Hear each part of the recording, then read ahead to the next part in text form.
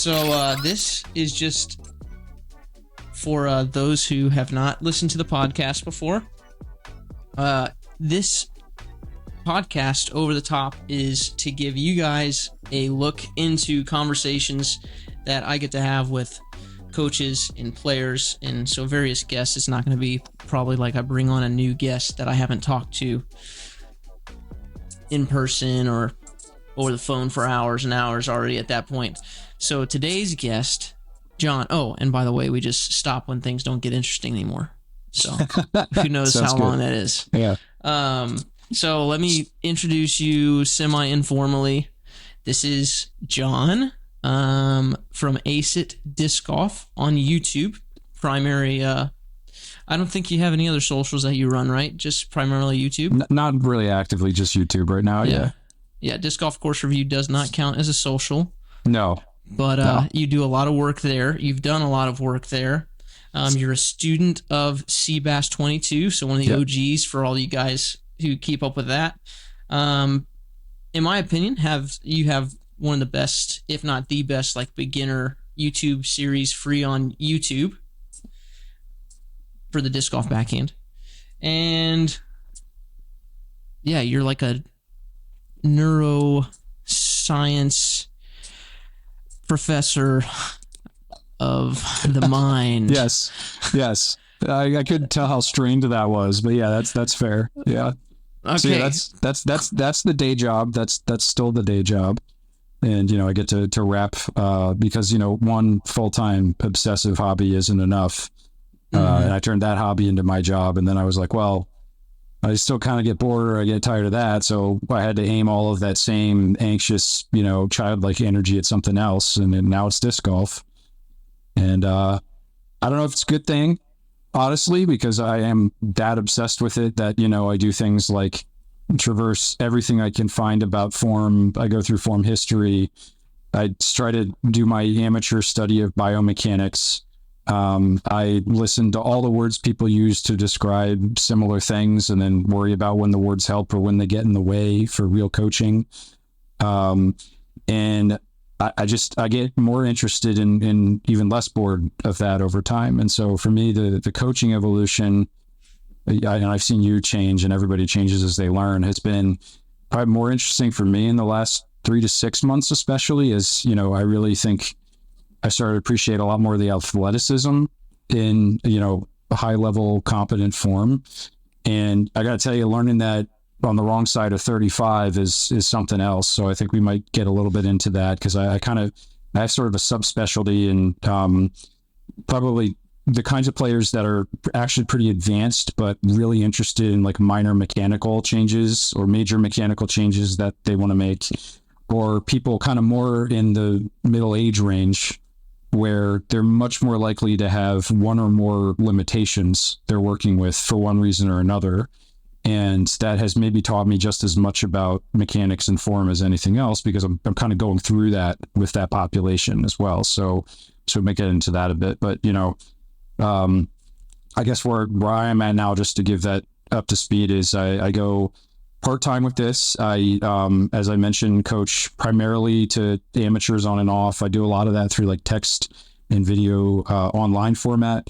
I do pick up some private one-on-one sessions when people want to do that. Occasionally I do a little bit in person. And so in the summer, I usually look forward to doing a little bit more of that.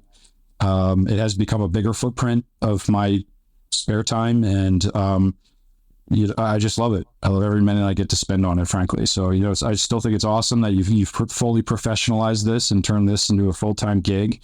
I'm sure we'll get a little bit more into that as we go. But anyway, I just wanted to start off there. Yeah, there's so much there that I want to talk about. I'm trying to track and remember all of it. So first off, a little bit about your coaching style, because your personality plays in this, obviously, where you have this very technical background in your other hobby / day job, which is understanding how the mind works, which anybody can imagine is very technical.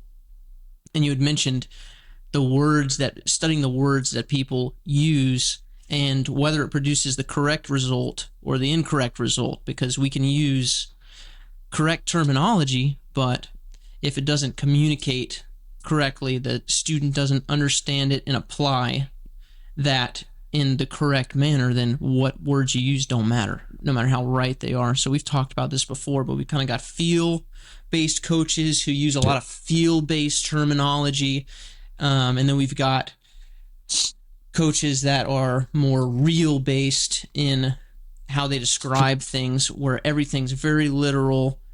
So, and they couldn't dream of saying something that felt correct but was actually incorrect terminology. And you fall more on the real side than you do on the feel side, but not the most technical, but certainly more technical than I describe things. Yeah, and I think it would probably be fun at some point in this we should talk about feel. I think at some length, because I think my firsthand experience and coaching interactions change over time with respect to even how I think about that or coach about it too. So that might be another good thing we touch on today. Yeah, for sure. Yeah. What did you have in mind on feel? Well, for me, somebody that, and again, it's just important to say about there's a difference obviously before who we are coming into it and how we start to learn. And I think most people are improving for years and years if they stick with it. And so I would still say my body, my throwing style, I hope continues to develop despite, not getting any younger. I think you see plenty of people older continue to improve if they just have to be a little more careful with how they go about it. And going through that for me has taught me a lot about, moving better, right? And we can talk about how you know what that is and what that means as part of feel. First, it would always surprise me that it always felt easier than the thing I was doing before. So the feel was always sort of like, oh, this feels lower and lower effort. But what started to happen for me is I kind of entered a range where parts of my body physically are having trouble doing this. I'm not flexible enough here. I'm literally not strong enough because I was, the traditional meathead at one point, neglecting my legs, doing all upper body centered Olympic. I thought I was doing legs, but not really, that kind of thing. I go through a pandemic. I end up with literally a dedicated physical therapy for knee injuries and weakness, and learn a lot about athletic training about, how do people in other throwing sports develop baseline conditioning to pull off the moves that they do? Because I think one of the things we underestimate in this, and you see these debates all the time, is like, how much does strength have to do with it? Yeah. Well, this is actually pretty well studied, it turns out, in things like golf and baseball, where there's not just a lot of money in it, but a lot of money in optimizing very good players. And what's interesting is there's a lot of data showing that, of course, you have to have enough baseline strength, dynamic strength, call it fast twitch conditioning, however you want to phrase it, to move well. And I think what you kind of do is different people get that earlier or later, right? The young kids are developing all that as they're growing up. And I've seen you do this too. Like maybe you want to tamper with less early on, just kind of like get the body on the right track. It's soaking it up like a sponge. It's recovering faster and better and better. The feel is kind of almost a non-issue sometimes because they're just doing certain things. They don't, that word feel doesn't even necessarily need to enter the mind, right? A little bit older, my experience had been for my personal development, that weird effort diminishing, throwing farther, more easily, more consistently. But then my body started sending more and new signals about man, I'm kind of injured here a little bit, or, oh man, I can't get my legs to carry me that way, right? Literally. And so some of that for me was physical therapy at the beginning, and then kind of this weird intermediate phase about, I need to actually go spend some time in the gym, shoring up places where I was never that strong relative to my size, and I got weaker during this period of the pandemic. So feel for me turned into a second phase recently, which was, how does it feel effortless, but also feel like the kind of right kind of athletic movement, kind of in balance and control, but you're also kind of that loose and flowing, right? There's really a feel to it. And the closest thing I had to that was when I would box, because I learned it when I was young. Problem boxing is you're physically hitting, you're not throwing, and you're moving kind of forward and back in a slot. There's lateral movement, but nothing like this extreme lateral move in the disc golf. Well, guess what? Creates a whole different muscular chain, right? To do that well. And so I've been learning a lot about that, just even academically, trying to figure out, what do sports coaches do in those regimes? How do you build that in the first place? And when people are really trying to kind of optimize and improve, what does that take? Some people just have it and they don't have to worry about it. Other people really have to work hard for it. So that's been interesting. So the feel to me is an evolving thing. I would never say, don't worry about feel ever. Like, pay attention. Does it hurt? Right? Does that feel harder to you? Well, there's two kinds of harder to you. Is it like you're really pushing the max of how you're moving and that's the point? Or is it like you're muscling up somewhere in the chain and that is just a dork wing? Like, do not do that. Right? And so anyway, so these are just kind of thoughts floating around my head recently. Yeah, it's navigating between the feel of, okay, this feel cue creates an athletic movement versus this, like, what do I feel is actually stronger versus what's just me putting out more effort. Yeah. Because the big thing with kids is you can show them stuff. You can very, very easily over-explain with kids because they have the natural feel of movements and they don't get out of that very much. So you don't have to explain so much with kids the mechanics of, you're going to crush this and you're going to crush your heel down and then you're going to feel that you're pressing up against the ground and that you're making use of, you don't have to go into all that because they've already got that. It's like, I just want you to stop as hard as you can on your front foot. Just, if there was a scale there, I just want it to read 5 times, 10 times as heavy as you are. And that's enough for a kid, right? You don't have to explain the how and the feel of the mechanic and what happens when that, they've just got it. A lot of times. Sometimes you have to overcorrect, but I've seen a lot of parents explain mechanics in a real way to kids, and then they mess up their feel. Yeah. And now they have something that's just really funky looking and not smooth and athletic. But yeah. Yeah, and I don't think, that actually remind me, how old were you when you first threw a disc? Oh, I was in college. It was late. Yeah, and very early on, what was that like early learning phase looking like? I played a bunch. Yeah. And I played a bunch and I threw a bunch and yeah, I didn't do too much. And my form on the backhand side, I don't know if it was good or bad. I wish I knew what that looked like after all these years, but I felt like it wasn't that good. I feel like I throw the backhand way further now than when I first started. Mm-hmm. But who knows? Uh-huh. Yeah, so you're kind of like in that straddle of like you were just organically going out there chucking and mm-hmm. you're getting the job done for your college level performance at the time, right? And so we all enter kind of in these different places, and I bet your feel was some weird intermediate between the little kid, right, and what I was doing in my 30s and so on, something like that. Yeah. So we kind of talked about it on the Loop Ghost podcast episode last time where the training and all that's just not there in disc golf. I don't feel like we need to rehash that too much, but there's a lot to be said for there's just stuff that you can't do. Like when you're a kid, some of these kids sliding around on hard court in tennis, so from tennis, or a kid sliding on clay, or a kid sliding in baseball, there's just stuff that they do where we as adults our brain goes, that's off balance. Yeah, don't do Injury is coming. Don't do it. Yes. Do not and make that that gets happen. worse as you get older. Yes, for sure. Yeah. Yeah. Fun little homework assignment is there's like this trend going around where people my age are asking their parents, like, Dad, can you skip? And they can't skip. Oh. They forgot how to skip. Yeah.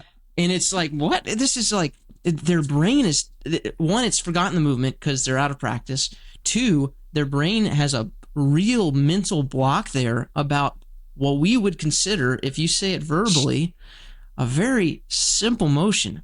So at home, if you're listening to this and there's nobody else around, like, see if you can skip. Yeah, do it.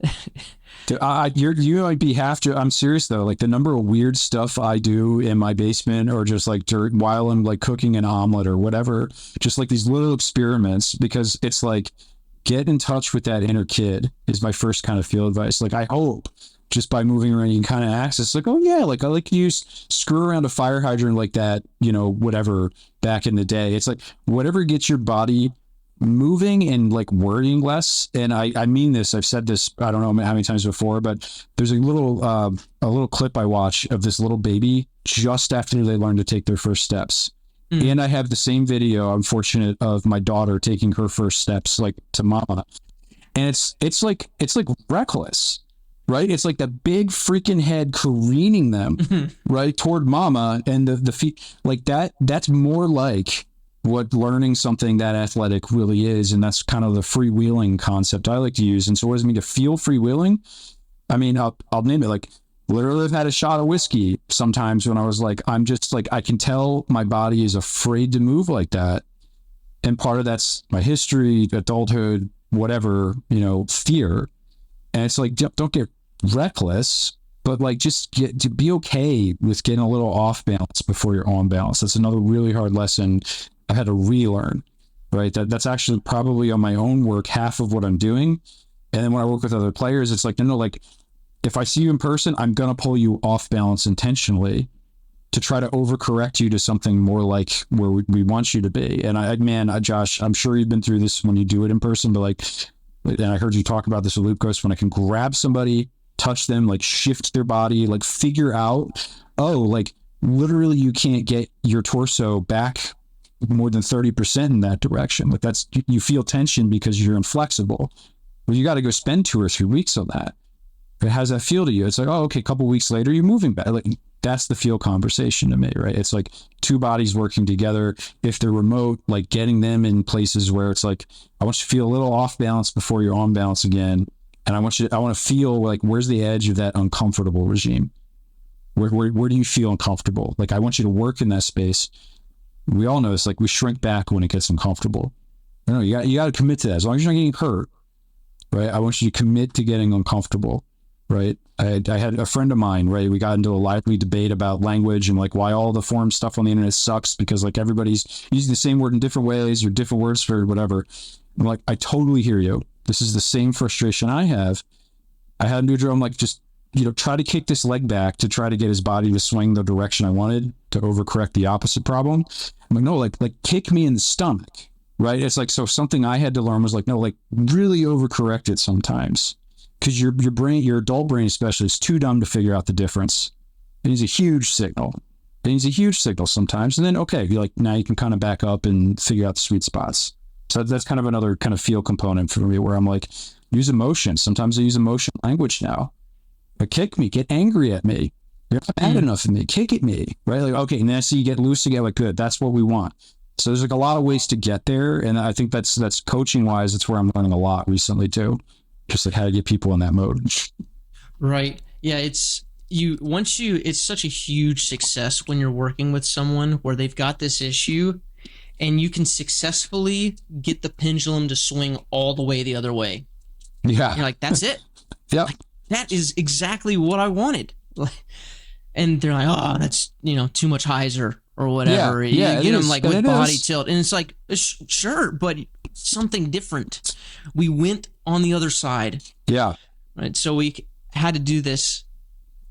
We had to swing the other side, and now we can find the middle. But you've got to go to the other side before you can find the middle. It's kind of weird. Funny story. I was with a kid. There were some kids in a pool, and I was in charge of them. So to make that not sound like too weird, I was gonna be like, "There's a kid." I was with a kid in a pool. No, I was in charge. And I had to make sure I got you. We were on vacation last week. I was in the pool a lot with other kids, with my daughter as well, and my wife. It was a family pool environment. All right. Yeah. And this kid, I don't know. He was in middle school, but his brain was like an adult brain. It was so annoying. So this kid was like, I can't dive, and so he would like go in, and he would go like this, and he would just like belly flop. Yeah. Oh, I've seen that. And move. I'm like, okay, here's what you got to do. And you're trying to explain this. Like, how do you explain a dive? Are you kidding me? You don't know how to dive? It's like, okay, we'll just do this. Like, do your little thing that you're doing and just let your head drop, but keep your feet there. Yeah. All right. And then it's like, okay, they get like almost halfway there. And you're like, okay, cool. Next, when your head starts to drop, and I never coached diving before, but it's like next when your head starts to drop, kick your feet up and do a front flip. And so then he goes like way over and he does a front flip. And it's like, boom, there it is. Yeah. He's like, no, that wasn't it. That was a front flip. And I was like, but now you've done on one side of it and you've done on the other side of it. Now we just got to meet in the middle. And then eventually he started getting it, but he kept complaining. I was like, dude, the next day he's like, I can't, it's going to hurt. I don't want to do it. I'm like, bro, there's nothing else to say. You just got to do it now. And I'm not having this conversation anymore. So do the flip, do the dive or don't do the dive. But I'm done talking. It's time to do. So once he got over, eventually he started, diving on the regular. But it was interesting to have that conversation with the kid first off. And then second off, it's just like any athletic movement this happens with. Which brings me kind of to a fun one that I've had some of my students do. Is I've had some of my students just like socks on the hardwood floor. Slide. Sure. For, bracing purposes. It's like, this is kind of like the brace. It's like, you need to stop on this front foot. You're going to be balanced, but you can't slide if you're on top of your front foot. Yeah.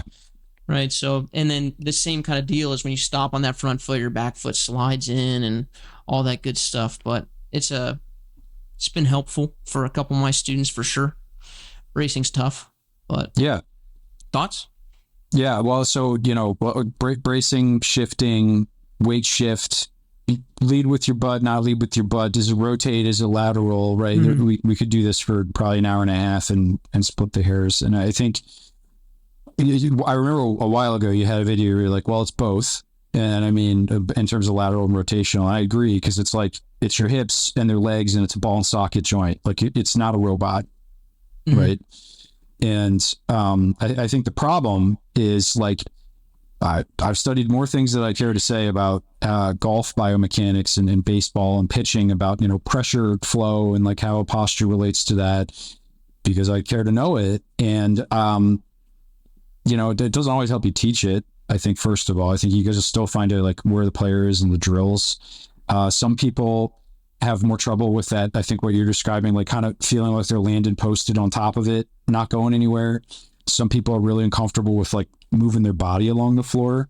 And the first thing that came to mind when you said that was there's this old clip of David Wiggins throwing distance drives, and it's got a camera face on, and you can see him slide out. Yeah, because he's in that desert dirt. Yep. So the ground's giving way, but you could be pretty darn sure the guy when the ground's not giving way, also feels dynamically really firmly posted up on that. And so the thing I had trouble with, and I think a lot of players do when I work with them now, is, this kind of feeling of like your whole body's like doing this weird move where you're coming in on kind of this tilt into the landing, kind of like doing a skater. But when you land, you need to be like dynamically braced in this direction, right? And kind of swinging out from there.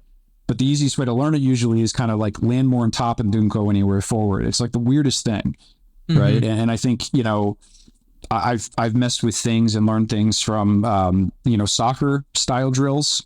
So my coach uses a couple of those and they've taught me a lot. But the consistent theme there is like, whatever I can do to get you to shift, land on that like supposedly really strong thing you call a leg, and let it do a lot of the work for you just by how you land on it.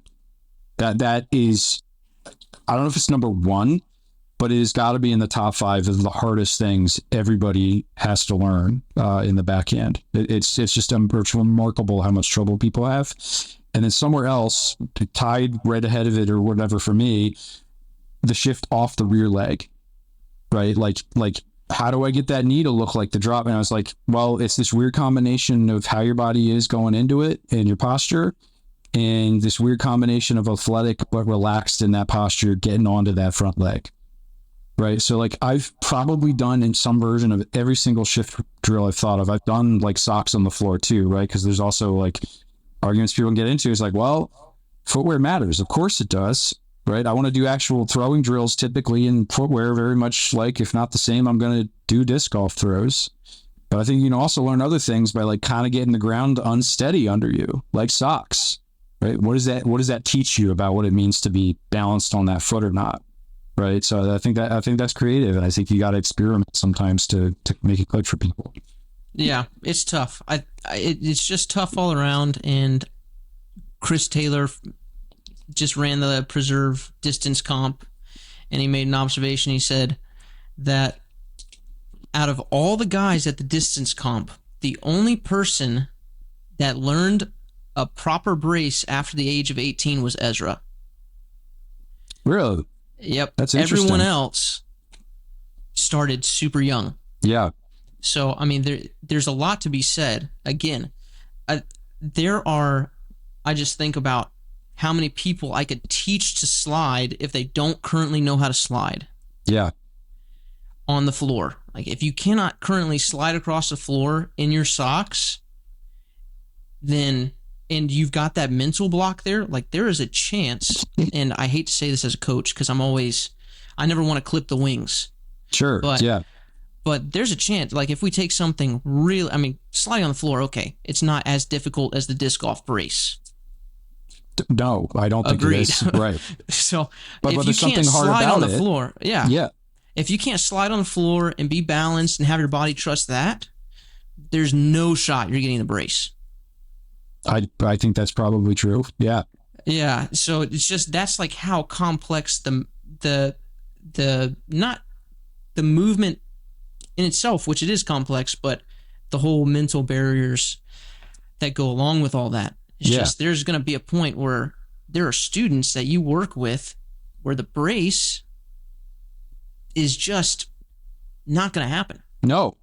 And so you've got to decide, like, hey, am I actually teaching the brace here, or are we doing what we can without it? Which there's a lot that you kind of get rid of when you say, okay, if you don't have this lateral shift into the brace, well, you're going to bring in with the upper body, rounding to some extent.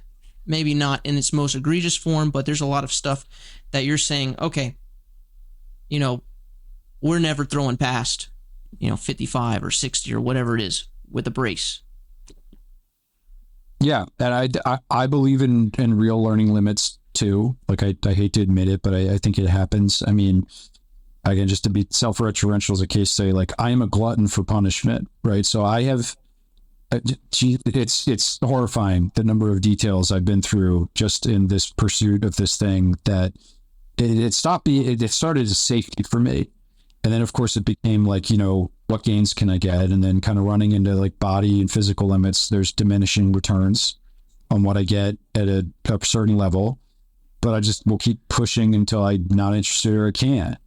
And something I really learned from that is like, today I'm still working on similar issues, getting off the rear leg or the drive leg onto that plant, even though that plant brace for a while has actually looked pretty good for me in a few ways. And I thought that was kind of interesting because it used to be I couldn't do the bracing at all because of the history of injury, ligament damage to my knees.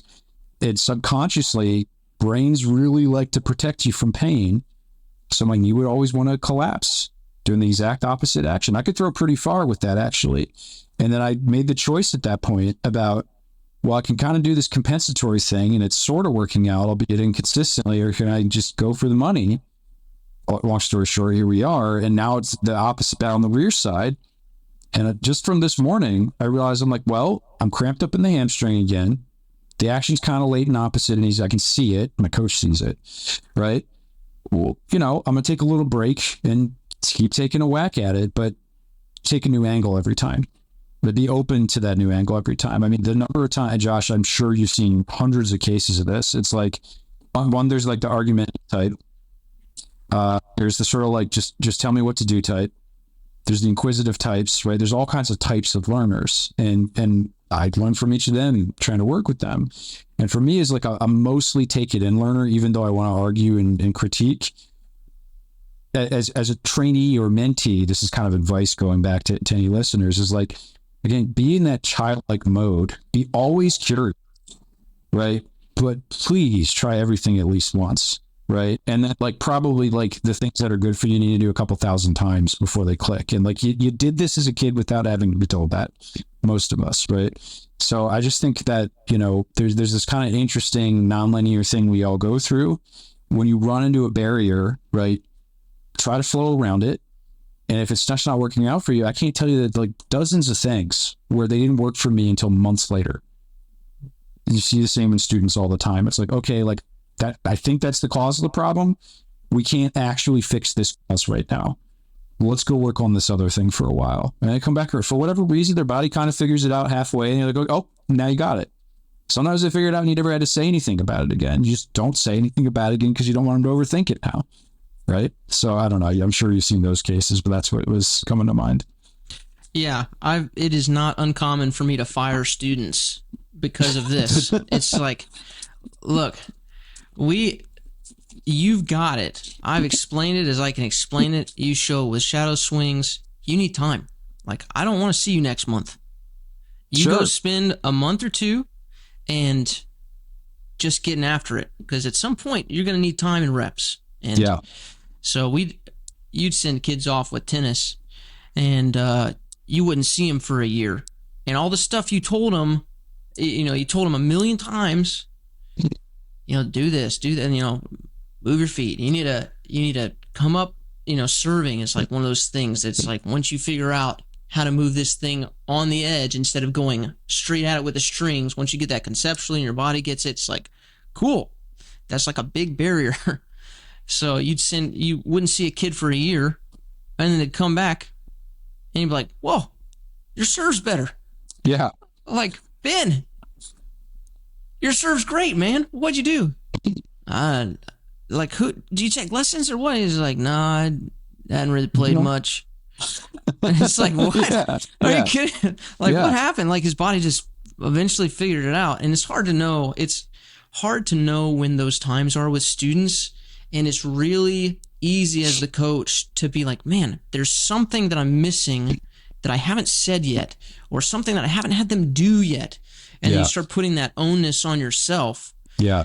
And it's hard to find the difference between, I haven't explained it in a way that they understand it, or I've explained it and they just can't understand it right now. And the answer is time. Yeah. So, yeah. Now I've needed to be told that. I tell other people that, right? And like sometimes it's like the loving shove away is what I call it now. Is it's sort of like, especially in person, I've like shoved you into the direction I want you, like physically in person, if I can do it. I'm like, that's more like what I want your body to do. I don't want to even talk to you about it for 2 weeks. Just go do that. And they'll come back and some of them get it and others kind of sort of get it. But I'm like, no, like much bigger than that. Or like, no, I actually kind of meant the angle over there. But, it is that kind of spontaneous, your brain has figured it out and it comes back out. We don't actually even neuroscientifically fully understand that sort of aha moment. It happens in like ideas, it happens in the body, but it's something our bodies and brains do. And I'm fascinated by that sort of like optimal learning, right? So like for me, rest has become probably the most important part of what I work on now. Is like stopping myself from doing certain compulsive things, right? So when I work with people now, like, sure, like the guy who's 22 and built like a wireframe and has been throwing for 10 years can do stuff every day I can't physically do myself, right? And there's going to be somebody in between. So I spent a little more time early on kind of assessing and profiling a person, right? And it's kind of like, where are you coming from? I'm making guesses, right, as a coach about what can your body probably handle? And then I'm like, I'm not usually harping on, but I'm listening for signals, right? Signals that like, oh, you're kind of getting it and I just need to shut up and leave it alone. You're totally not getting it and you might not, and that's fine. Other times it's like, ooh, that might be kind of hurting you. Maybe we need to back up a step and, slow you down for a second, right? And those things I'm finding, when you get out there in the wild, that's super hard to predict, right? You can kind of get like average guesses I'm finding, but it's like everybody really is different enough that you just kind of have to go with the flow. Right. Now you've got students that are online. I'm assuming a lot of American-based students, but you've also got some European students that you picked up. Are we allowed to talk about that? Yeah, a couple. Yeah. So tell me about that. Like kind of spontaneous. So one of the benefits of me being an obsessive on Ford, which by the way just got a facelift at DGCR. If you haven't seen it yet, disc golf course review. So they Okay, yeah, I saw something. I don't know where I saw it, maybe Reddit or Facebook. I don't know, but yeah. it had said that happened. And I actually thought of you. I was like, oh no, like are all the did it mess with any of the old posts? Are they all still there? Well, so that question, it is remarkable that so far I haven't seen anything lost other than there's this nifty hole of the day thread, and I can't see the images of the holes anymore. But other than that, I'm like, most of the functionality's there. I'm impressed with that part. But what you'll see is like a lot of the like diehards there, of course, have very strong opinions about one way or the other, a lot of things. So I'm mostly staying out of that, to be honest, because I mostly frequent the technique form critique session, but I'm always watching. Yeah, so it's entertaining over there. I feel like everybody on disc golf course review mainly has a pretty strong opinion about things in general. Yeah. It's just something about that. It's like, it's not quite Reddit, but something about that forum brings out very strong opinions in people. Maybe it's all the writing. I think it is. And I'm kind of, I'm an academic. I can't help it. Like, I kind of like the long format. I enjoy a good debate, right? So like, I totally get why I'm there. A lot of different reasons people go there to have very strong opinions. I guess I'll just say it that way. So that back to the question, sorry, about the European Connect. So like I'm in there, I'm, both learning from my coach, hopefully not messing up his online critiques too much. Because part of how I learn is by challenging myself to kind of interact with those discussions too. And then a couple of these folks found their way to me just by having watched my interaction and compulsive writing and sort of struggling through it myself there. And I seem to pick up, and I don't know if this is going to end up being a sort of a pattern, but I'd welcome it if it was, like the sort of people that are that like the technically minded stuff, but have trouble connecting it to the feel stuff. And so I found it as sort of this interesting thing where the couple European players that have come to me, first of all, look nothing like me. They're like traditional, like your body looks like it's going to be good at disc golf if you stick with it, in the sense like, oh, you're built essentially like a European replicant of Eagle McMahon. Like, I know why you throw far already, right? Like, I can see it in your form and your build. But what they want is like, look, I know I'm still not moving optimally. This person has pointed out, this person's pointed out. I kind of like the way you spend time on the mechanics, but you talk about it a little differently, right? And so then when we get to the live session where I do this kind of intermediate thing where like I'll give you a 15-minute breakdown, where I'll do it almost kind of like a mini lecture for 5 minutes. So like, let me point out things linearly, and I'll do a real-time demo of the drills if they don't want to do it all live, and then they can refer back to that over time. And so that's kind of working for a couple people for whatever reason overseas, where they sort of like, they have a kind of a penchant, and I think some of that's acculturated in strains over there for mechanical detail. But what they really want is that word. They want to get a feel for it too. So, well, what does it feel like? When I'm like, oh, okay. And I just kind of bounce some words off them. It's kind of interesting because usually their English is at least as proficient as mine, if not better. And, but there's kind of a cultural difference in how the information flows. And I'm loving that, honestly. It's just kind of like, it's a different frame of mind. I'm like, oh, like, I love these people. They're great. Are they German? Not yet. Which is a great guess, and that's surprising. Norwegian. I think I have one Finn now. Yeah, so that kind of, as that scene bubbles up. Yeah, that's kind of the stuff that you pick up on as a coach. It's like, if you've got a German student, it's like, just go ahead and send them over to Seabass right now. Yeah. Because they're all engineers. They love it. They're all, they love it. That's how they're fine. It's like, oh, French? Send them over to Josh. Right. So we'll just talk about feelings and stuff. Maybe it's another country that's a little bit better, but just floridly, it's gonna be beautiful in every way. It's gonna be great. Yeah. So, cool. How are they finding you? How are you So, are you actively wanting more of a client base? How are they finding you? Just give me the lowdown. Yeah, good question. So I've been low key on purpose, in part because full disclosure was I was nearing my last year going up for tenure, which I'm now pleased to report I have successfully achieved. And sweet. That means you make good money, better money. I better. I would never say that, professors are in your top pay grade, but I would say compared to the amount of freedom and choice I make, I'm doing okay there. And so that's Right. nice. And look, I'm also diehard. I believe that part of what I'm supposed to do with that is be creative and learn. And so, I'm permitting myself to be a little bit more open to the expanding that coaching base. And so, usually for me, it's kind of like I'm chiming in on forum format because I can do that in like 2 minutes, make a quick image, point it out to a person. The more work intensive things, I enjoy a lot. And so when that's working with somebody, I'll do it. And I don't mind the online live format as you do, as your mainstay. I found that, some things you have a hard time doing with that, but there are actually quite a few things, certainly much more easily than a forum exchange for a lot of people. Anyway, long-winded way of saying all that. Yeah. So you're open to accepting more students, but you don't have, for example, we wouldn't say reach out to him here and with your lesson inquiries. You can shoot me an email at aceitdiscgolf@gmail.com. And, my promise is I'm getting more on top of the traffic there. I am still feeling out the flow rate of what I can handle right now. So if people can forgive me if they really are interested, and as I'm kind of figuring out a model for that. But my promise would be to at least get an initial estimate and correspondence back to people.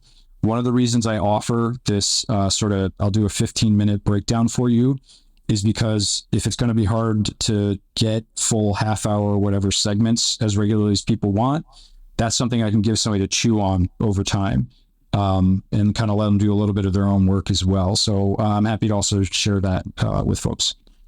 Yeah.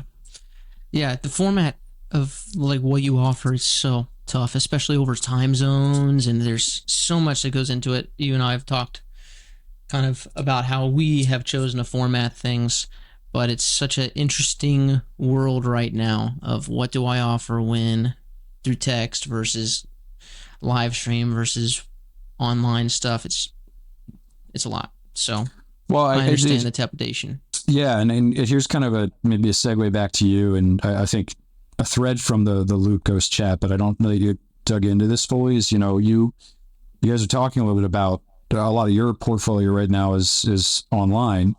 And so, you basically got a specialization that's fairly unique, learning to coach in that format, which is just kind of a virtue of our era. But also, you don't have hubs of tennis resorts, right, with local coaches and all that. And you're talking about the financial incentives and otherwise. So I kind of wanted to take a different thread on that for a minute about, this idea of amateurs entering the coaching scene, learning by doing the coaching. Does it take a doer to be a teacher? I just kind of wanted to dig into that a little bit with you about how you're sort of viewing that now that you've really professionalized, in my opinion, this activity, but people might have questions like that and thoughts like that. Dude, go for it. Okay. So, what qualifies somebody to be a coach in disc golf? Let's go there. Yeah. Well, do you have a YouTube channel?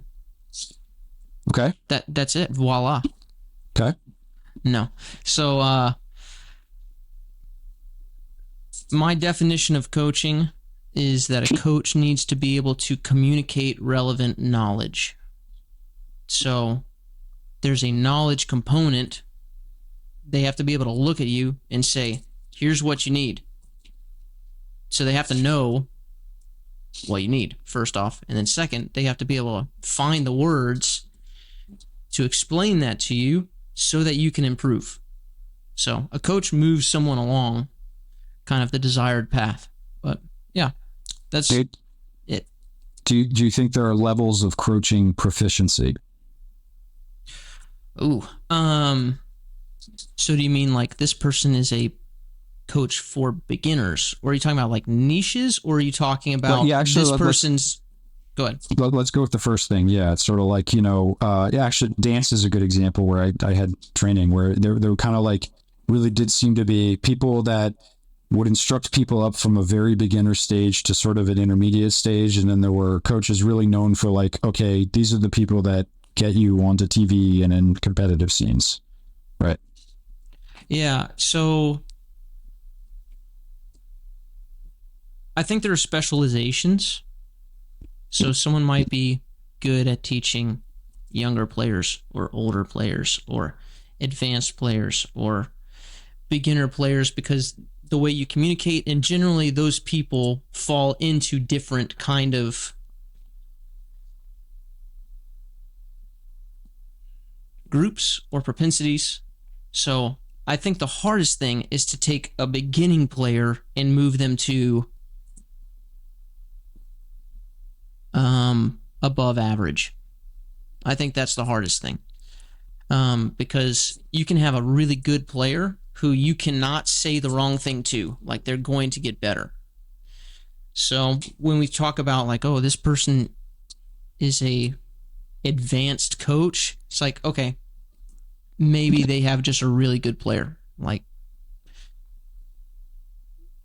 yeah, I'm not sure if I'm answering your question. No. Like, so yeah, let me probe around this, because I've gotten pretty interested in this and what you specifically would think about this. So, one of the things that happens as players get better is, I think most people can appreciate this. There's a lot of self-selection, right? So you take somebody that just has all the drive, they get in love with the sport, and it's a weird thing, right? It's like most people still aren't going into throwing frisbees to make millions of dollars. It's a very recent phenomenon, and that's only at the tippy top of the sport.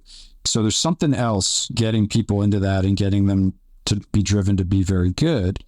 But, how much is it Gannon Buhr was interacting with every resource he could find and putting his young body in the prime of development through everything he could compulsively versus the input other people were giving to him? And I think that something else I've been thinking a lot about is, again, appreciating real limits myself firsthand, is like, all right, well, where should my expectations be for myself? I check in about that every couple months. I'm sort of like, is my distance going to move much at the rate I'm moving here? Or am I really just trying to pick up my floor at this point, right? These are questions people may or may not be asking themselves, and they're all going to look a little bit different.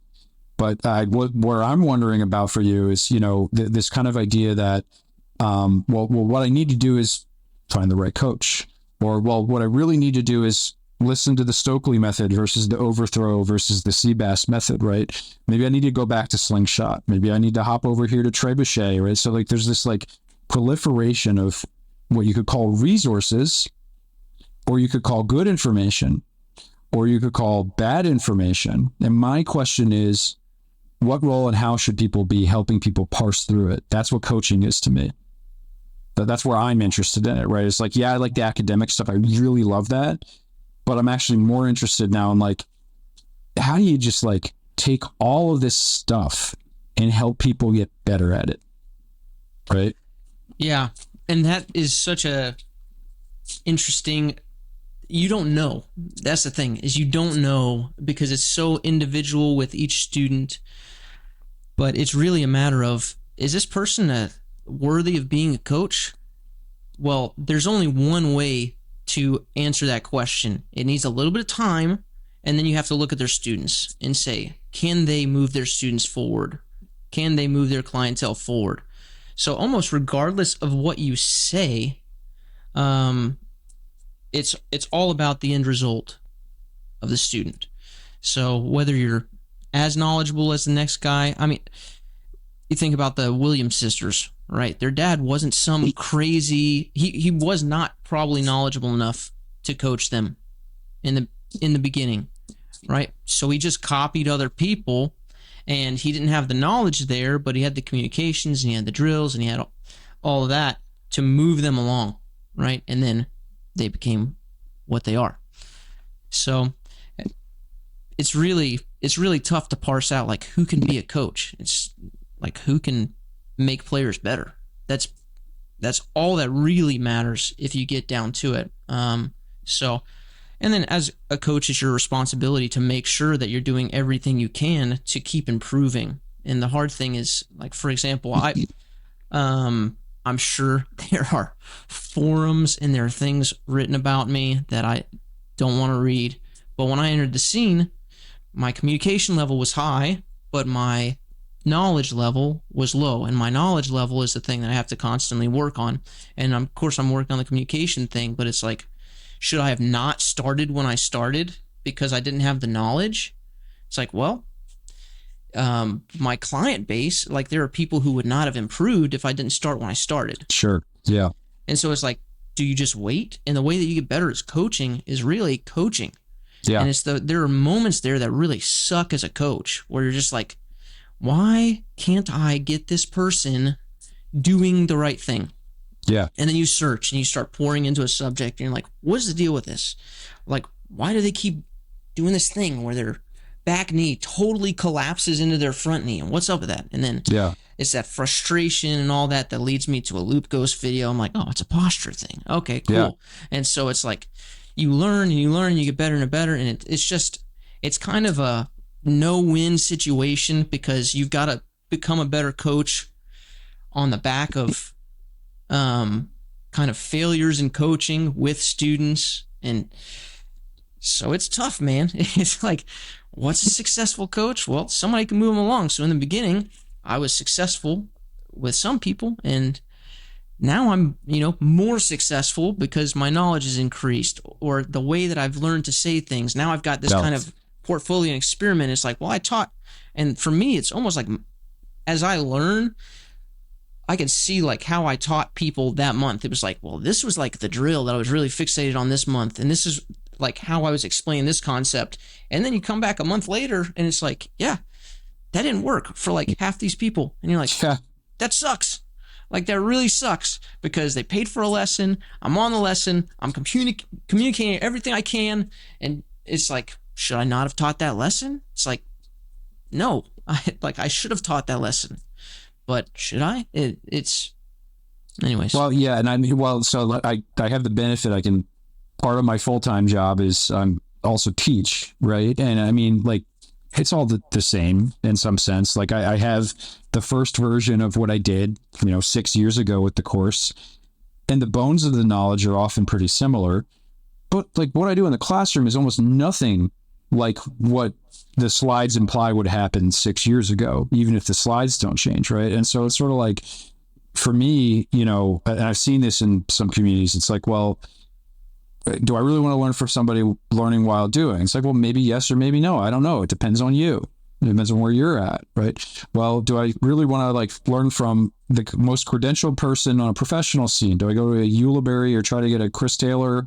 How do I get access to these people? Do I want to pay several $100 an hour, right? Like those all need to be decisions from potential mentees. Those are all fair questions. You should ask those questions as a consumer.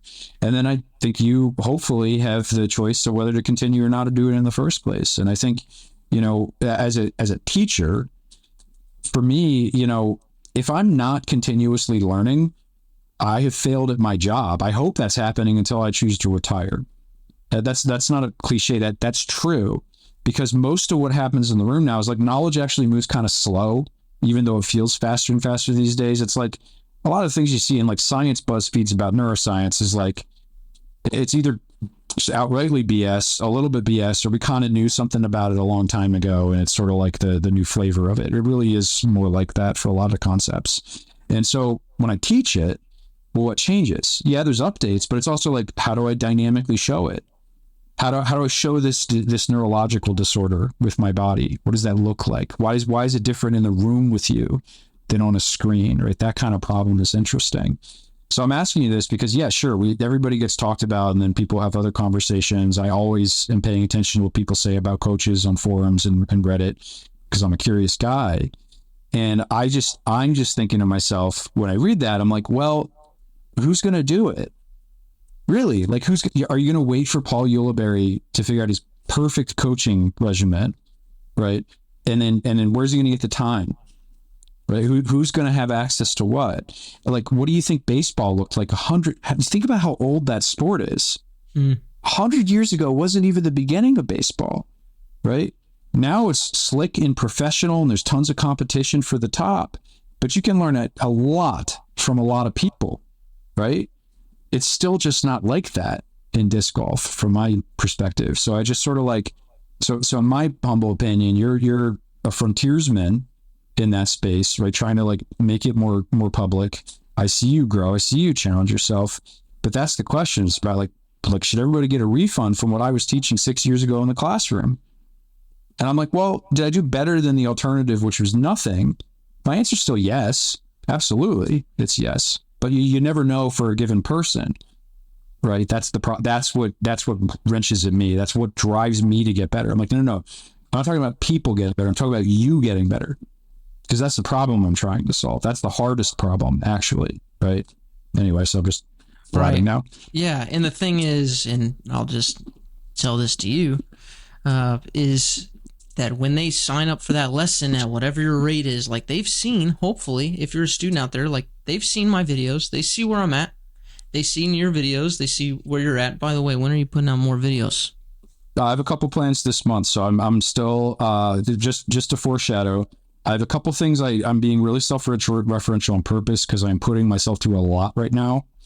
Also for the benefit of teaching. So my next couple are sort of like integrating what I'm working on my own forum with, I have this early versus late stage forum clip series where I explicitly compare like young Simon to modern Simon and point a few things out and what I'm trying to pick up from that. And then I'm considering going back to some of my original content and doing either makeovers or redos just to freshen it, because I move nothing like I did, a year and a half ago or whatever. Right. Yeah, that's the thing, is it's like, well, you always feel like if you, like every time you put out a video, someone writes a comment or whatever, and it's like, well, it's actually, don't think about, if you think about the rotation for, and nobody said this, I'm creating a comment in my head, sure. But it's like, think about rotation first and you'll miss the shift. But if you get the shift, you'll get the rotation, right? So if someone wrote that comment on my video, I'd be like, dang, you'd have 200 comments of, this is amazing, I'm throwing 50 feet further, you changed my life. And you got the one comment there and you're like, dang, I got to reshoot the whole video. Yeah. You're like, and then you learn, it's like, you would just have a brace video every week. Yeah, you would. It's like you would never get to any other topics because you're always learning. And it's like, you've got to understand that people are coming to you to, and this is me like preaching to myself, is you got to understand people are coming to you for who you currently are. And a good coach, and part of who you are as a coach and what you're looking for in a coach is a continual learner. So if you're looking at a coach and it's like, this guy knows it all, like, okay, that's not the coach for me, because I want the guy who's like still learning. That if someone comes out and they do instead of doing a 360 clockwise, they go 360 backhand counterclockwise and throw further. I want my coach to be like, yo, what's up with that? Let me go figure that out. Like, is this a thing? Do I need to like switch over this? I want my coach to be like, boom. Yeah. Like, what's happening with all this stuff? Like, what's up with this new putting style where people aren't using as much leg as they used to? What's up with Gannon Burr? Why is this a thing? So, yeah. There's all those examples. And I think, Josh, in my humble opinion, again, the healthy response to those comments is to get that feeling, right? And then what you do with it next is what matters more, right? It's sort of like, first of all, sometimes it's just incoherent. It doesn't make sense. Other times it's like this weird thing, and it's not just disc golf. It's like some of it's the context about what those words mean and how they're said. And it's like the example you made up from the top of your head. I'm like, it depends what you meant in that context. Like maybe, right? Like I'd have to see what was going on, right? And so, I think that for me, one of the things where I know the sentence you said is true, whether people want to believe it or not, and this is the cranky scientist in me, I see no disc golf science. And what I mean by science is controlled experimentation from people who have probably done a dissertation on something in a related field, who have gone for hundreds and hundreds of hours on some esoteric bullshit. Sorry, excuse the word, and bleep that out. Mikey will decide if we keep that in. All right, thanks, Mikey. And so, that's the life of these people that do the kind of science I'm talking about. Like we don't have anything remotely like that. You might get some pressure readings. Might get fancy 3D renderings on that. And it's like, oh, well, what's good form? Like, well, who did you have in the monitor? We now have those measurements from Chris Taylor coming out. Who's doing what kinds of analyses? Who's computing measurements with EMG from the muscles and the fascia, right? What are the measurement strategies? Why do people not still argue about why it's a swing or a pull? Can we all agree it's a throw, right? Like this kind of stuff feels like the kind of turnstile people are going through. So for me, that drives me to the knowledge base and realizing really for disc golf how shallow it is. But then when I look at other throwing sports, and swinging sports. I'm like, that's actually quite deep. And so, I think that this is still, hopefully disc golf grows in a healthy way. It's going through growing pains, of course, but like, that's the opportunity for everyone, right? It's learning. For me, that's what gets me up in the morning. What am I going to learn today? Oh my God, I know next to nothing. So when I do something like spend my free time writing a fundamentals guide, which by the way is in a draft I'm about to release on the forum, right? I know it's full of half truths because we have no yardstick. But I can look around what's going on in disc golf and say, this is probably mostly not wrong, right? Let's start with that maybe, because the problem is everybody's kind of, Wild Westing it. And I think that that's how everything starts before we make progress. So if a coach isn't learning, that's my long way to say, if the coach isn't learning, what's going on? Because we all need to be learning something. I don't care. Name your favorite coach. They have something to learn because we don't have all the data and we don't have all the experiments. We simply don't. So how can we know everything? Yeah. Yeah, and that Wild Westing it is a good way of explaining the current disc golf coaching environment.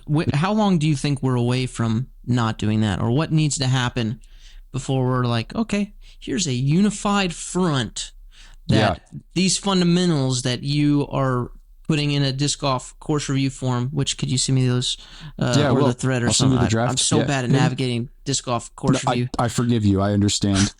I have put myself through the pain to express this for free to the broader world. Yeah. Yeah. I'm only on there when Seabass sends me something from there. Yeah. And we got something to talk about, by the way. Yeah, please. Related there. I'm going to put that in the Patreon section, but, yeah. So what needs to happen before we're like, okay, this like back leg disc golf is a viable way or not viable way. We're kind of all on the same page here. Or whatever it is. Is it a pull? Is it a, back shoulder, front shoulder? Yep. I'll give you kind of, I'll even get like a little spicy and give opinions, which I try to refrain from. Yeah. But before, what needs to happen in general, I actually think we need incentives to do real studies. Like I hate to say it, but I'm a scientist, so I don't. Like and that requires some money. That requires somebody having skin in the game to say, that's an interesting thing that somewhere yields a profit to somebody. And I'm an idealist. I'm happy that a lot of my job involves not money, but a lot of it involves getting money to do research and failing at it often until you get the right pitch for the right people, right? Disc golf isn't really going through that. And I just have to think it's like that. I don't know where the curve is. I don't know if disc golf is really just kind of flattening out after COVID, or if it's going to kind of now go to just a normative growth rate and keep growing. Somewhere there's a threshold and someone will care about, I want to answer these questions scientifically. I think that has been a driver in golf and in baseball, unlike many other sports, where people have incredible data on human motion and muscle, all these other topics. And so the coaching problem, and there is still always there, in my opinion, you're gonna get AI to do heavy lifting on certain topics. I think that's true, but getting people to do things is always going to be a problem if people want to do things. So the kind of tools available, I think, will rapidly get exciting. We're already seeing a lot of kind of like 2D to 3D inference apps and all these other tools you can use. And I think that for me, it's sort of like, well, what would cause me to hop the fence and go full-time coaching? I mean, you have to threaten my salary is the truth of it right now. That's a life thing for me. But you also have to like make me feel like the way I get it when I publish a paper, right? So I'm writing this fundamentals guide, which is half pictures and half words on purpose, right? Because I was interested in the problem about, can I tell a story about this? Can I write and show a story in words like I would a book? It'll be kind of amateurish and, hacking because it's not my full-time thing, but can I get us started? Nobody's done this, Josh. Like there are books for sports science and other things. Nobody's even started that in disc golf. So for me, it was this niche hobby space where I'm like, well, what usually happens is people like Josh trying to bring a model to the masses, one weirdo like me going in and like, how do I translate all this arcane gibberish into a framework and a theory, right? And people willing to be wrong a little bit and often, and you just keep going. I really think that's true. And then you can't really predict in the history of things like where certain sparks happen. You still can't even do this in science. Like, I don't know who's going to get funded the next funding cycle really for any grant. So for me, it's scale, it's growth, it's curiosity, it's investment, right? It's making it worth it for people's time. I'm happy to say, I think that this will start to get sorted out, one, by things you're doing here. We could all have a whole other conversation where we could just debate words people use and whether that's the right thing to say and why, right? I'm sure we could do that. Sure. And so like what you're doing just by having a podcast like this is like get people to talk to each other finally. And honestly and openly, and like the weird stuff shakes out in the long run. I really think that's true, especially as you start to add standards of evidence. And part of evidence is, are people getting better? And that's coaching. And so you'll see it or not. And I think that'll tell you a lot. Yeah. I don't know if that makes sense, but that's kind of my it makes total sense. Yeah. And I'm glad that there are people like you and Seabass and Loop Ghost who are like looking at that stuff, because that is not my first place that I want to go is generally just matching, get you to look like this. And Sure. What can I say?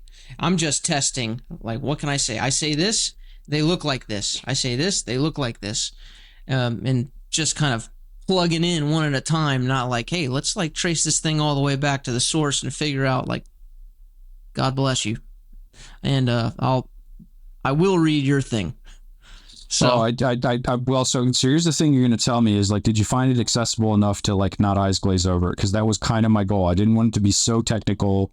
Like, you have to be interested, obviously informed, to want to pick it up in the first place, but it's also not like designed to make you better. And that's part of the disclaimer at the front end. I'm like, this is mostly about conceptual mechanics. It's not even about biological mechanics for the most part. It's about how to move. And so, you know, in that kind of theory, and I really think of that, this is my now hot take part. I kind of have a theory of movement I use. I have a posture theory to the disc golf swing. I have a way of watching postures move through space and how that connects to the ground and how that connects part of the body and finally to a disc. And I think it's similar to throwing balls and hammers, and you modify it to a disc in a lot of ways. And part of that's my own learning history, and part of that's because I've spent time looking across all these other resources. And my coach did that too. And so one of my goals as an instructor was to think, all right, I actually discourage most people from reading this because like you could probably just go out and get better faster. But if you're really interested in thinking about this stuff, maybe this is interesting for you to pick up, right? And all you need, I hope, is a few people to get invested in like, oh yeah, like that's actually, is the muscle really working that way for that part of the thing? Maybe I need to get somebody to go look into that, because what's happening at the top end of baseball? You get people digging for 2 miles an hour with people with this enormous knowledge base who have spent tons of time with very smart people trying to winnow out possibilities and using all of these tools for coaching, right? It's light years away from where the coaches are now in disc golf. So I hope I see that in the future, but I think theory has something to do with it. I think we're going to get to a point where it's like, no, seriously, you say these words, and for coaching, what, in my opinion, whatever word works is what does, right? I think when it comes down to kind of debating how does it work, well, the words are incredibly important there, just like they are in other sciences. But the problem is, where do you start, right? And so for me, that was actually the hardest part, was deciding where do I start writing about this. And that's what I took 1.5 years to write. I was just sort of like, oh, I'm going to write this until I feel like I'm done or I get bored. Fortunately, I didn't get bored. And, you know, now I'll start showing people and we'll see what they think. Well, I'm sure they're going to love it. I'm going to love it. And I don't know if my eyes will or will not glaze over. It won't make you better, but it might interest you once in a while. That's all. I'm at this point where the better I become, and I think I said this with Loop Ghost, but the better I become at coaching, the worse I become at playing. It's just... Well, how much time? Actually, let's get back to that. How much time do you do one or the other? I'm interested in this. Oh, I coach way more than I play, but... you know, not just the coaching, but the learning and the watching videos and stuff like that too. It's way more, than playing. But I don't feel like it's. I could be wrong. You know, this is a data thing.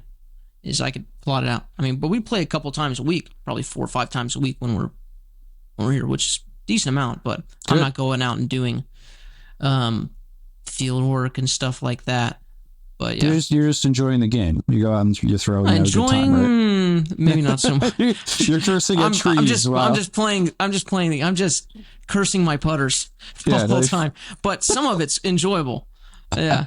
So some of it, that's great. That's a very fair answer. Some of this is enjoyable. Yeah. No, the experimentation for me, it's like I've just come to the realization that I just cannot and will not get to the point where I can play an entire round without experimenting on something.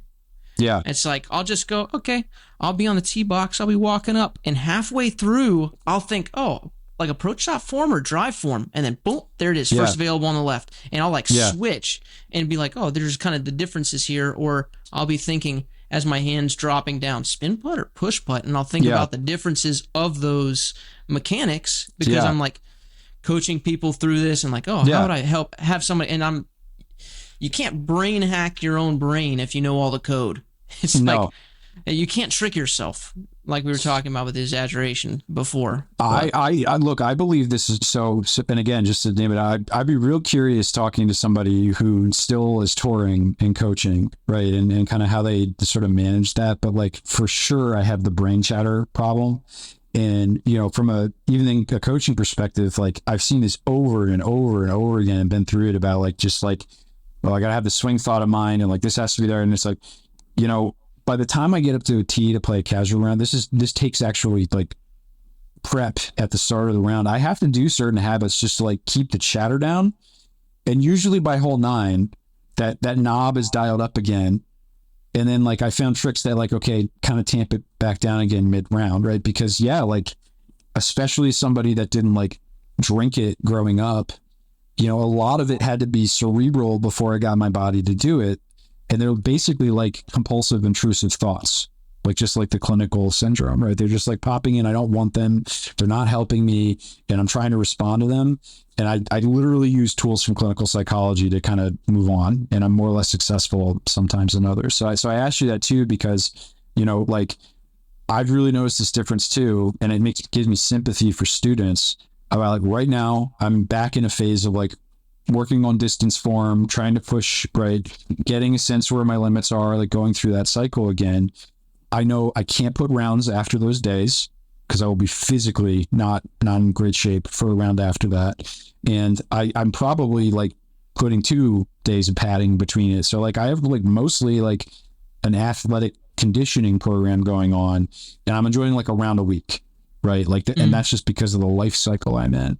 So I asked you this as a coach, right? Because like there's also a point where like I dial it back for a few weeks and I just enjoy throwing in my like awful thoughts, right? Like the awful intrusive thoughts of the course. And it's like a battle just to like, no, like you're here to enjoy throwing Frisbees. Like that's what you're really here to do. Try to do that. Yeah. The intellectual ascension is there. Oh, this is all for fun. This is all for fun. And then halfway up the tee pad, it's like, it's fun. Spin rate. Yeah, no. And the worst part is like, I was like, that's like this happened to me in the last 6 months. It's like that shot was actually pretty good, but it wasn't better. It wasn't better than it was. So, and I'm like, oh no. Yeah. It's just a nice thing to be a player sometimes. And I don't know if I've told this story or not, but when we went up to visit Simon, I just am always tweaking. So we're at Pyramids getting ready to film Simon vlog. He's like, how many strokes? And I'd made the mistake of birdieing the first 2 holes. And he's like, okay, cool. Hey, how many strokes do I have to give you to make this competitive? I'm like, dude, you don't understand. Like, you really don't understand. You could give me 50. I don't know where this is going. Like, there's no amount of strokes you can give me right now, because what happened was we had filmed the Drew thing, whatever. We're back there. I'm like, you know what? Let me just shoot a message over to Simon on Instagram and see, like, maybe he'd like to do the slow-mo thing that we did with Drew. Yeah. Because I thought, okay, who else can we get? You know, Simon was one of our first subscribers. He's like early, like 1,000. And it was like, okay, he's seen us. He knows we exist. Maybe he'll do the slow-mo thing. So I messaged him and he responds back like right away. And this is on a Thursday. Or no, this is on a Wednesday. And he's like, yeah, I've got Sunday and Monday. Or he's like, I got Sunday open. This is on a Thursday. I'm in the middle of a form breakdown for myself, as well as being a director of a country club. So it's like, even if I get fired, I gotta go. Yeah. So I went, and there was no, some form rebuilds, and you kind of hesitate when people are like, oh, I got a tournament this weekend, or they tell you at the end of the lesson. Yeah. After you do the lesson, it's like, hey, I just want to look at my form, and they're like, oh, by the way, I got a tournament this weekend. It's like, dude, I would not have done the lesson this way. Yeah, don't. We would have talked about other We're stuff. not touching that today. Yeah. Right? And there's some stuff that you're like, okay, this is worth looking at before your tournament in 2 weeks, because it's low enough hanging fruit and pretty easily fixed in some cases where you should at least try it. Yeah. Try this grip change, and if it's awful, then just revert back. Yep. No just problem. Don't worry about it. You're We'll not get back to it. Yeah, you're not worried about that too much. Versus change how you walk up. Do that. Just this whole thing that's going to change your entire aiming mechanism. Let's change that. So I was in one of those. There was no V1.0 that I could revert back to. Yeah. We overrode the file, and there was no way back. And so that's where I was with Simon. I was like, hey, when I get students like that, I'm like, look, this is going to suck. And nobody understands this suck more than me, because if you ever want to play good disc golf and be able to hit putts in lines, it's probably with Simon Lizotte and Maple Hill. Yeah. So I feel it. It sucks. But hey, you'll get over it eventually. Yeah. Yeah.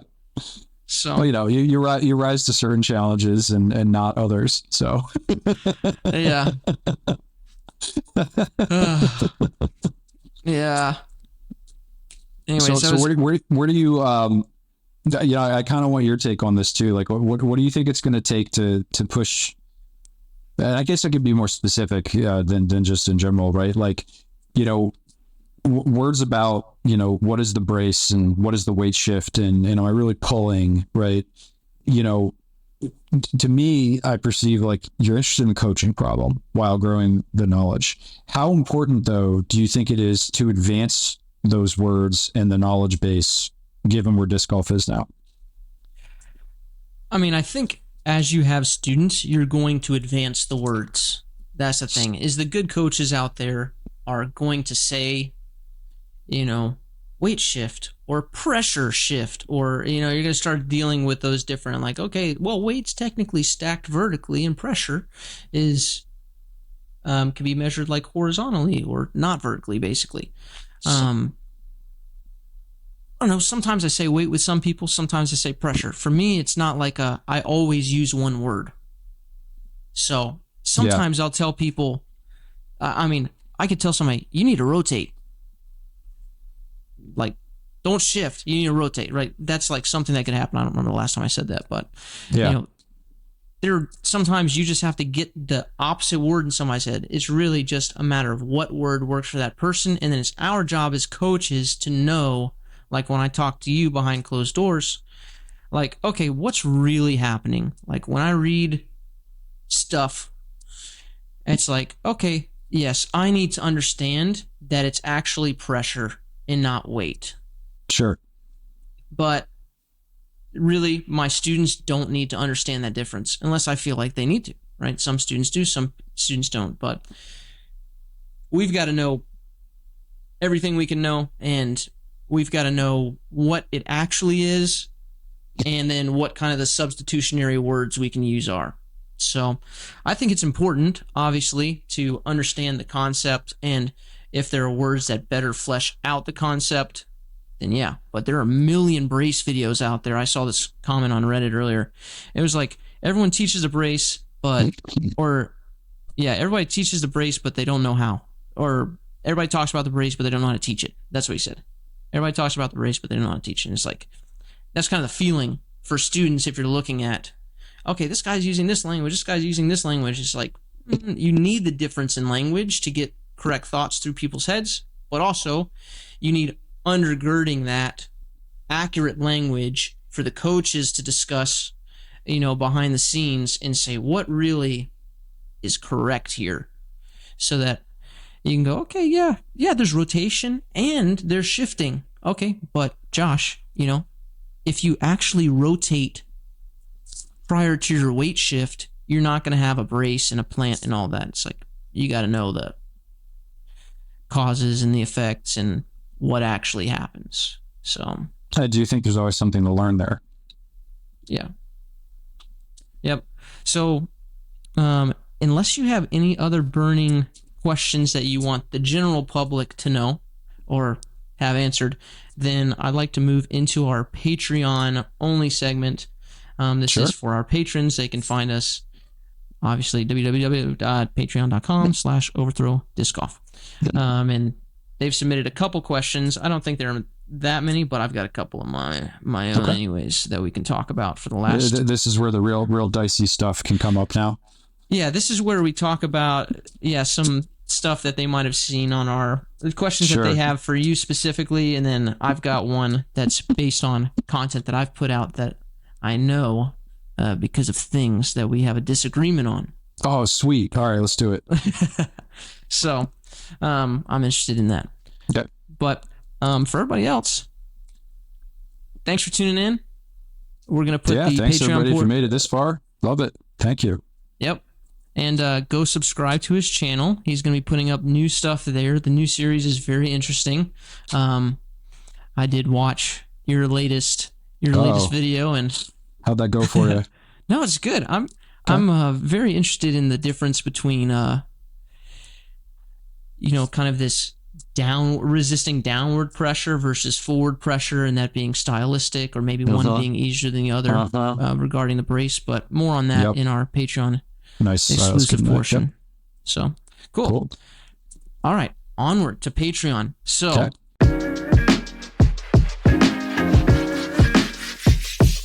there are really not that many questions. There are two.